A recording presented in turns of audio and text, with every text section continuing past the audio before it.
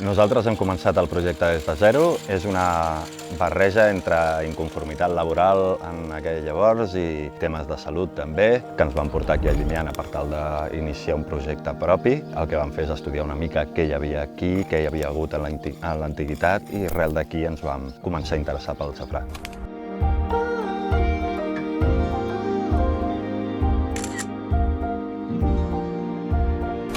Fem un safrà ecològic. Ens diferenciem bàsicament perquè agafem la flor tancada a primera hora del matí, utilitzem els 3 pistils i traiem la part que menys aporta a nivell gastronòmic i per últim ens diferenciem també perquè el deshidratat el fem a llenya de roure i enzina. El producte acabat són uns pistils amb un color vermell intens més tirant a fosc degut al deshidratat a llenya. Això li atorga també unes notes de fum, anul·la una mica els metàl·lics que són propis del safrà i els substitueix per aquestes notes de fusta que queden remanents en l'aroma final. Bàsicament estem en un clima continental mediterrani amb una altura d'uns 450 metres d'altitud i és molt propici pel cultiu de safrà.